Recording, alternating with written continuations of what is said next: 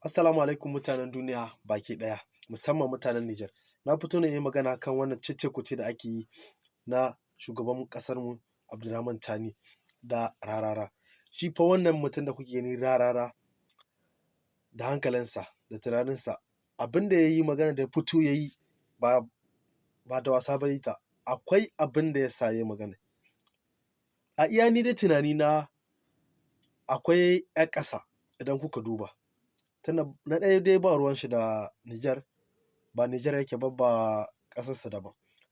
Maganar nan da ya yi ya ce zai waƙa tara, sai shi kuma Muhsin ya ce zai waƙa 19. Mutane suna ta bi na suna cewa ya aka yi kai ɗan gata ba ka yi waƙa ba, ɗan gata ana waƙa ana ma wannan zage-zage. So a iya fahimta na kamata ya yi a tsaida duk wani wanda ke zage-zage yake cewa yake zagi ya tsaya a zira masa ido. Shi mai zage-zagen yake cewa shugaban ƙasarmu gashi gashi. Shugaban ƙasarmu dai mun san mutum ne mai adalci kuma ya ƙwato ma ƙasarmu 'yanci, an santa ga duniya gabaki ɗaya ko ba haka ba. Kenan mu duk wani ya fito yana zage-zage, mu 'yan Nijar an san mu da haƙuri da juriya da dakewa.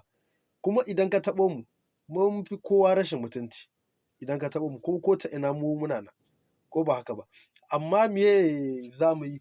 Mutumin da ya taso ya ce ko kare fa idan ya zo yana ta abin nan ɗinka za ka wuce, yana ta abin nan to in ka ƙyale shi gajiya zai ya koma gefe. Shi ma Rarara da ya zo yana kaza gashi. Na san shi ma dole sai ya ladama daga baya, amma ku kun san ba don kuɗi ba ne ko wasu abubuwa ya yi abun nan.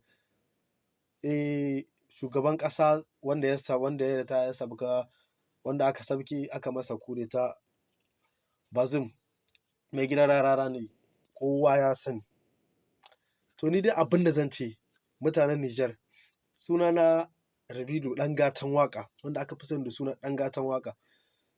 Ku yi haƙuri mu ma insha Allahu muna nan za mu fiddo da sabon waƙan mu yana nan zuwa kan wannan cece-kuce da ake yi. Amma insha Allah ba wani zage-zage ba wasu abubuwa ba. Za a bi salsala domin zagi bai yi. Sai an ƙara zagin. Nijar da Najeriya sun zama kamar uwa ɗaya uba ɗaya ne.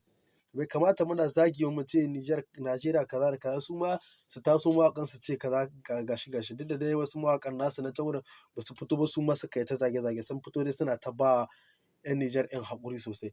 To wannan ne ma za mu ƙara duba da kan hakan. Mu gani shi kaɗai ne fa ya fito ya ce gashi ta zagin Nijar da wasu abubuwa na kiran shugaban ƙasa wani Tani motar menene.